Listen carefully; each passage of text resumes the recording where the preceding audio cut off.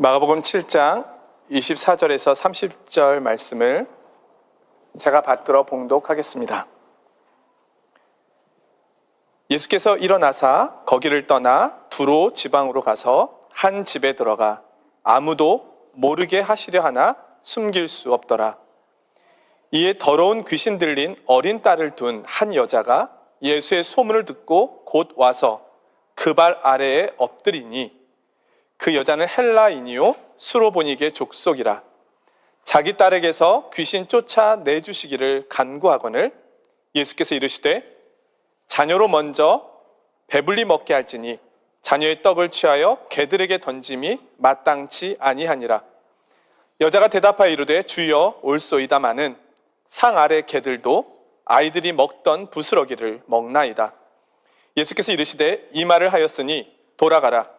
귀신이 내 딸에게서 나갔느니라 하시매 여자가 집에 돌아가 본즉 아이가 침상에 누웠고 귀신이 나갔더라.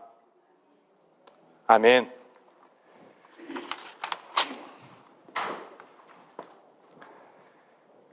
현대 과학에 의하면 XX 염색체를 가진 여성은 XY 염색체를 가진 남성보다 17.6% 더 오래 산다고 합니다. 과학자들이 229종의 동물과 사람을 연구한 결과 이런 통계가 나왔습니다. 왜 여성이 더 오래 살까요? 과학적인 이유가 있다고 합니다. XY 염색체가 XX 염색체보다 더 불완전하다고 합니다. 한마디로 수컷이 문제가 많다는 겁니다. 또한 동물의 세계에서는 수컷은 암컷에게 잘 보이기 위해서 경쟁적으로 너무나 많은 에너지를 쏟는다고 합니다. 그러다 보니 몸이 일찍 노화가 된답니다. 그래서 결국 오래 살아남은 여성이 강한 것입니다.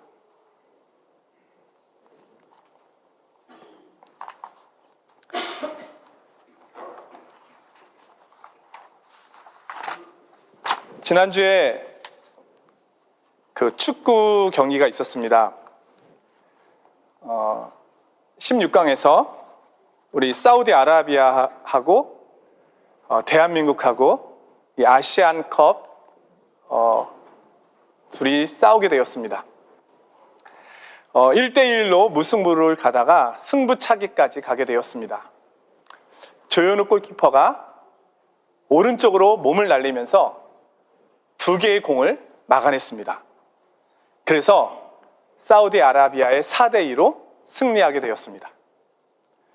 경기가 끝난 후에 기자가 조현우 골키퍼에게 물었습니다. 어떻게 사우디아라비아 선수가 오른쪽으로 찰 것을 알고 그쪽으로 뛰었습니까? 그래서 조현우 선수가 대답합니다. 아내가 승부차기 경기가 생기게 되면 무조건 오른쪽으로 뛰어. 그래서 뛰었다는 겁니다. 대한민국이 지금 16강을 지나서 8강을 지나서 4강에 가 있는데요. 이 모든 것이 조현우 아내 덕분입니다.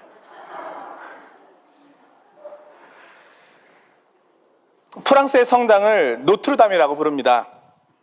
번역하면 우리들의 어머니입니다. 종교개혁자들도 교회를 어머니에 비유하였습니다. 교회는 이 땅에서 어머니의 역할을 한다는 겁니다. 여성의 힘입니다. 이런 생각도 해보았습니다. 이 세상 인구의 절반은 여성인데 일반적으로 교회의 3분의 2가 여성입니다. 그래서 교회를 어머니에 비유하는 것은 너무너무 당연하다. 오늘은 여선교회 주간 예배를 맞아서 한 어머니의 이야기를 보려고 합니다. 한 어머니의 믿음이 가정을 새롭게 하는 내용입니다. 오늘 말씀에 귀를 기울여 보겠습니다. 예수님께서 두로라고 하는 이방 지역에 들어가셨습니다. 그때 한 여자가 주님이 오셨다는 소식을 듣고 주님께 달려나와 발 아래 엎드립니다. 그녀는 그를 자신의 문제를 해결해 줄 구원자로 여겼습니다. 이 여인이 엎드린 이유는 자녀의 문제 때문입니다. 어린 딸이 귀신 들려 있었습니다. 아마 자신의 일이었다면 이렇게까지 하지 않았을 수도 있습니다. 훌륭한 의사도 세상의 권력자도 힘 있는 장수도 딸의 문제를 해결할 수는 없었습니다. 이것은 영적인 문제였습니다.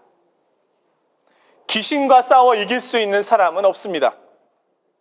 그녀는 주님께 간절히 도움을 구했습니다. 작년에 불업권 선교사님 50여 가정이 참석하는 파리 포럼에 참석한 적이 있습니다. 주로 대상은 불업권 아프리카 지역에서 사역하시는 선교사님들이셨습니다. 여러 어려운 환경 속에서도 하나님의 부르심 안에서 잘 이겨내 오신 분들이시기에 예배나 찬양 모임 속에서 선교사님들의 뜨거운 열정과 힘을 느낄 수 있었습니다. 선교사님들이 사역에 대한 어려움을 나누고 보고하실 때도 담담하게 잘 계셨습니다. 그런데 선교사님 자녀들 이야기가 나오자 많은 선교사님들이 우시기 시작했습니다. 선교사님이시기 전에 부모님이심을 다시금 보게 되었습니다. 오늘 한 어머니가 예수님 앞에 엎드렸습니다. 성경은 예수님께 나온 이 여인이 어떤 사람인지를 자세히 묘사해 주고 있습니다. 26절인데요. 그 여자는 헬라인이요 수로보니게 족속이라 자기 딸에게서 귀신 쫓아내 주시기를 간구하거늘. 어머니에 대한 소개가 조금 깁니다. 한마디로 유대인과는 거리가 먼 이방인이라는 이야기입니다. 그런데 이 여인이 예수님을 향하여 주여라고 부릅니다. 마태복음에서는 예수님께 소리질러 주 다윗의 자손이여 라고 외쳤다고 기록되어 있습니다. 다윗의 자손이라고 하는 이 표현은 메시아, 구원자라는 뜻입니다. 이 여인은 이방인이면서도 소문을 통하여 예수님이 누구이신지 알고 있었습니다. 예수님께 엎드린 이 여인은 자기 딸에게서 귀신을 쫓아내어 주시기를 간구합니다. 자, 여기까지 우리가 읽었으면 됐어, 이제. 모든 것이 해결될 거야. 그런데 그 다음 내용이 우리를 너무 당황스럽게 합니다. 주님께서는 자신에게 엎드린 여인에게 이렇게 말씀하십니다. 자녀로 먼저 배불리 먹게 할지니 자녀의 떡을 취하여 개들에게 던짐이 마땅치 아니하니라. 다시 말씀드리면 여기 빵이 있는데 먼저 자녀들에게 주는 것이 순서지 개에게 먼저 던져주는 것은 옳지 않다라는 것입니다. 제가 지금까지 알고 있던 주님의 모습이 아닙니다. 마태복음에서는 여인의 외침에 예수님께서 한 말씀도 대답하지 않으셨고 이에 제자들이 주님께 소리치며 저 여자를 쫓아내어 주십시오라고 요청하는 모습이 나옵니다. 이 말씀이 얼마나 충격적인지 여러 설교가들은 예수님을 변호하기 위해서 여기에 나오는 개는 애완용 개로 주인의 사랑과 돌봄을 받는 개다라고 해석하기도 했습니다. 그러나 당시의 개는 존중받지 못했다고 합니다. 마태복음과 비교하여 읽어보면 예수님께서 일부러 의도를 가지시고 이렇게 당황하게 하셨다라고 볼 수 있습니다. 여기서 자녀란 유대인을 의미하고요. 유대인을 먼저 치료해야 한다라는 의미로 볼 수도 있고, 좀 더 넓은 의미로는 하나님의 구원의 순서가 유대인에게 우선권이 있다는 것을 말씀하고 있는 것이기도 합니다. 지난주에 우리는 유대인의 정결법에 대한 말씀을 들었습니다. 유대인의 음식 문화와 생활 문화는 점점 더 유대인과 이방인을 분리시켰습니다. 결국은 이방인 자체가 부정하다라고 그들은 여기게 되었고요. 유대인은 이방인들과 함께 식탁에조차 같이 앉지 않게 되었습니다. 이방인들도 유대인들에 대해서는 유대인들의 배척하는 문화에 대해서 잘 알고 있었습니다. 그런데 이 여인은 그 모든 것을 알고서도 유대인 메시아에게 나아온 것입니다. 우리는 주님의 말씀 때문에 이 놀란 가슴이 생겼는데, 이 놀란 가슴이 사라지기도 전에 여인의 대답에 다시 놀라게 됩니다. 28절에 여인은 주님께 이렇게 대답합니다. 주여, 올소이다마는 상 아래 개들도 아이들이 먹던 부스러기를 먹나이다. 주님과의 여인의 대화를 요약하면 이렇게 됩니다. 너는 유대인의 입장에서 보면 개와 같다. 주님, 옳습니다. 저는 개입니다. 자녀의 떡을 빼앗아서 개들에게 주는 것은 마땅하지 않다. 주님, 옳습니다. 그러한 행동은 마땅치 않습니다. 저 때문에 주님의 자녀 중 한 명이 은혜를 빼앗기는 것을 저는 원치 않습니다. 아직은 너의 순서가 아니다. 자녀들이 먼저 먹어야 한다. 지금은 자녀들이 식사하는 시간이니 개들은 자녀들의 식사가 끝난 후에야 먹어야 한다. 지금은 이스라엘의 때이며 이방인의 때는 나중에 올 것이다. 지금은 아니다. 이에 대해 여자가 이렇게 대답한 것입니다.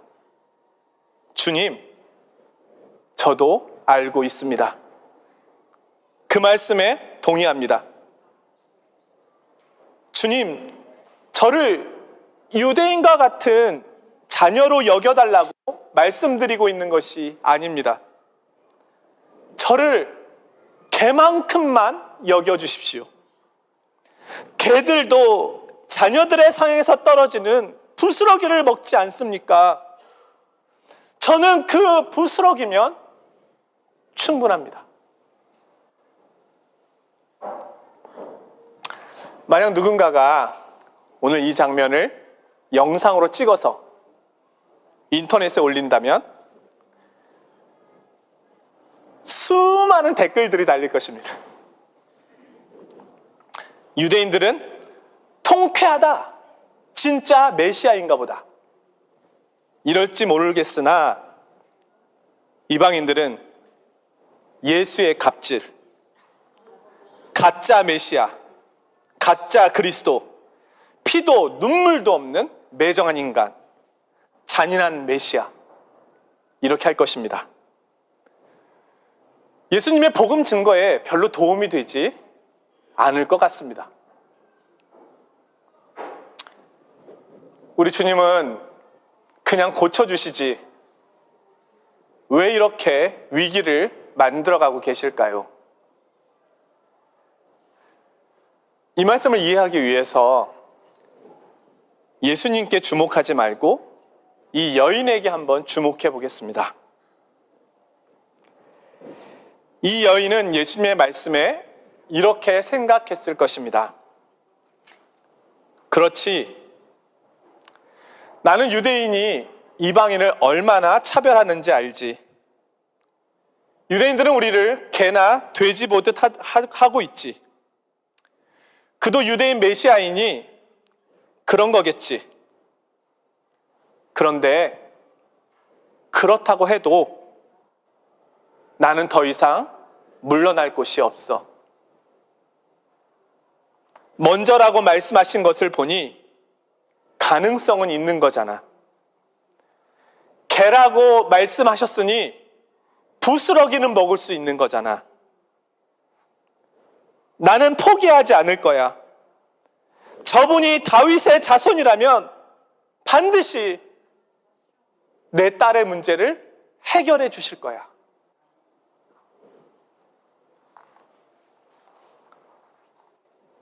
분명 여인을 향한 주님의 이 태도는, 이 냉담한 거절은 의도적인 것이었습니다. 이 여인을 향한 모습은 주님의 원래 모습이라기보다는 이방인을 향한 이스라엘 민족의 일반적인 태도였습니다. 예수님의 제자들도 이 여인을 멀리 쫓아내고 싶었습니다. 주님은 지금 어찌 보면 이방 여인에게 말씀하고 있는 것이 아니라 이스라엘 민족에게 말씀하고 계시는 겁니다. 유대인은 자신들이 하나님의 백성이라고 스스로 만족하면서도 하나님의 아들이신 예수님께서 준비하신 잔치 자리에 참여하지 않았습니다. 그들은 들었지만 깨닫지 못하였습니다. 자녀라 하면서도 하나님 아버지께서 보내신 예수님을 거절하였습니다. 그러나 개와 같은 이방인들이 예수님께 엎드립니다. 그분을 다윗의 자손이라고 부릅니다. 주인의 상에서 떨어지는 부스러기라도 먹겠다고 합니다. 주님께서 준비하신 천국 잔치에 참여하고 싶어 합니다. 결국 하나님의 나라는 유대인이 얻는 것이 아니라 그 나라를 사모하고 침노하는 자가 얻게 되는 것입니다. 반면에 그 나라를 무시하고 배척하는 유대인들은 그 나라의 은혜를 얻을 수 없습니다. 유대인이면서도 들을 귀가 없었던 그들과는 다르게 부스러기만으로도 충분하다는 이 여인의 믿음은 정말 큰 믿음이었고, 제자들과 유대인들에게 부끄러움을 가져다 준 믿음이었습니다. 주님은 이 여인의 믿음을 통하여 완고한 유대인들을 책망하고 계시는 겁니다. 찰스 스펄전 목사는 이 본문을 가지고 이렇게 말씀합니다. 사실 영혼이 하나님께로 가는 길에는 1,000마리의 사자들이 있습니다. 하지만 그리스도께서 인정하실 믿음이 있는 사람은 이렇게 말합니다. 나는 이런 것들을 전혀 두려워하지 않습니다. 주여 저를 도와주소서. 나는 언제나 주님을 신뢰할 것입니다. 왜냐하면 주님 앞에 나아오는 자를 주님께서는 결코 내어 쫓아내지 않으실 것이라는 사실을 알기 때문입니다. 유대인들은 장애물이 없는데도 예수님을 배척하였습니다. 그러나 이 여인은 수많은 장애물들을 뛰어넘습니다. 이 여인이 이 많은 장애물을 뛰어넘는 이유는 한 가지입니다. 예수님이 주님이시라는 것이 확실하다면, 주님이 고쳐주실 수 있는 능력이 있는 분이시라면 뒤로 물러설 수는 없는 것입니다. 주님께서 자신에게 나아오는 자에게 이렇게까지 하시는 데는 이유가 있다고 보는 것입니다. 그리고 그것을 이겨내는 겁니다. 주님께서 말씀하십니다. 이 말을 하였으니 돌아가라. 귀신이 내 딸에게서 나갔느니라. 마태복음에서는 이렇게 기록하고 있습니다. 여자여, 내 믿음이 크도다. 내 소원대로 되리라. 이 여인의 딸은 고침을 받았습니다. 이 여인은 큰 믿음을 갖고 있었습니다. 어떤 형편에도 주님의 자비와 은혜를 구하는 믿음입니다. 주님은 그 믿음을 통하여 일하셨습니다. 믿음은 역사를 이루어냅니다. 사랑하는 우리 여선교회 회원 여러분, 제가 말씀을 준비하면서 보니까 수로보니게 여인의 남편이 보이지 않습니다. 어디 갔을까요? 아마도 이 여인이 유대인 예수님께 가는 것이 못마땅하여 싫었거나, 아니면 이 여인은 혼자서 이 아이를 키우고 있는 과부였는지도 모르겠습니다. 중요한 것은 이 여인에게 남편이 문제가 되지는 않았다는 겁니다. 중요한 것은 여인의 믿음입니다. 어머니의 믿음이 이 가정을 치유하고 회복하고 있다는 겁니다. 이 가정의 문제를 해결한 사람은 어머니였다는 겁니다. 한국교회 역사 속에는 성미라고 하는 것이 있습니다. 매일 집에서 여성들이 밥을 짓기 위하여 쌀을 풀 때 몇 숟가락을 덜어서 쌀을 떼어 놓는 것입니다. 그리고 그것을 주일날 모아가지고 와서 그 쌀로 구제도 하고 목회자 가정도 돕기도 했던 것입니다. 이 성미를 여선교회가 시작했습니다. 또한 여선교회는 일제강점기 때는 독립을 위해서 해방 후와 6.25 전쟁을 거치면서는 분열을 치유하고 복음 증거하는 일에 앞장섰습니다. 위기 때마다 여선교회 회원들은 선교, 교육, 봉사를 통해 교회와 사회에 큰 역할을 감당하였습니다. 우리 통합 측 여선교회, 전국 여선교회 로고가 있습니다. 배가 있고요. 이 배에 밭을 연결하는 줄이 있습니다. 밧줄. 이 밧줄이 여선교회를 상징합니다. 이 줄은 닻을 매달아서 배를 움직이게 할 수도 있고 움직이지 못하게 할 수도 있는 겁니다. 이 줄이 없다면 닻은 아무 일도 할 수가 없습니다. 교회를 멈추게도 하고 움직이게도 하는 힘이 여선교회에게 있습니다. 교회뿐만이 아닙니다. 가정을 세우는 힘도 여성에게 있습니다. 남성보다 17.6% 더 많은 시간을 갖고 계십니다. 저는 사라집니다. 제 아내는 남아있을지도 모릅니다. 여성에게는 특별한 부르심이 있는 겁니다.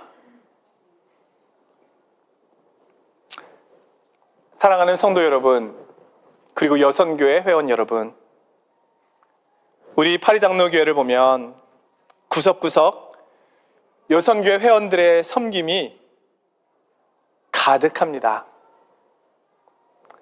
늘 감사하고 있습니다. 교회를 섬기고 가정을 섬기고 자녀들을 양육하고 직장일도 하고 거의 철인입니다. 로봇이에요. 이 일들을 감당하다 보면 수많은 어려움들이 있을 것입니다. 지치기도 할 것이고 원망을 들을 만한 일도 많을 것입니다. 외롭기도 할 것입니다. 그때 우리에게 이 수로보니게 여인의 믿음이 필요합니다. 포기하지 말고 주님께 나아가야 하겠습니다. 그리고 주님께 고백해야 하겠습니다. 주님, 부스럭이면 충분합니다. 저를 외면치 말아 주십시오. 부스럭이라도 족합니다. 오늘 우리의 조건은 이 여인보다 유리할 것이라 생각합니다. 우리 주님께서 이 여인을 외면하지 않으셨습니다. 오늘 주님께 나아가는 우리를 반드시 만나 주실 것입니다. 반드시 우리의 문제를 해결해 주실 것입니다. 올 한 해도 이 여인의 믿음을 따라가는 여선교회 회원들과 우리 성도님들이 되시기를, 그리고 그 위에 주님의 풍성한 사랑과 은혜가 가득하기를 주님의 이름으로 축원드립니다. 기도하겠습니다. 거룩하신 하나님 아버지, 오늘 수로보니게 여인의 믿음을 보면서 참으로 부끄러움이 많습니다. 수로보니게 여인에게는 그분이 주님이시라면, 메시아이시라면 반드시 자신의 문제를 해결해 주실 것이라고 하는 믿음이 있었습니다. 오늘 우리는 예수 그리스도 주님을 섬기고 있습니다. 주님을 알고 있습니다. 수로보니게 여인의 믿음처럼 저희도 저희들의 인생의 수많은 문제들을 가지고 사람에게 가는 것이 아니라, 다른 곳에 엎드리는 것이 아니라 주님께 엎드리기를 원합니다. 부스럭이라도 좋습니다. 부스럭이라도 충분합니다. 내가 받을 은혜의 자격이 없다면 그 정도만이라도 저는 족합니다. 이런 믿음을 가지고 나아가는 저희들이 되게 하여 주옵소서. 또한 올 한 해 열심히 또 교회를 섬기고 또 성도들을 섬길 우리 여선교회를 기억하여 주시고, 하나님 앞에 무릎 꿇을 때마다, 하나님 앞에 아랠 때마다 하나님의 크신 역사와 은혜가 우리 여선교회에 넘쳐나게 하여 주시옵소서. 이들의 가정과 직장과 자녀와 남편과 이들이 속해 있는 모든 공동체를 하나님 주관하여 주시고, 이들의 헌신과 섬김을 통하여 그 공동체가 아름답게 세워져 갈 수 있도록 복을 내려 주시옵소서. 예수 그리스도의 이름으로 기도드리옵나이다. 아멘.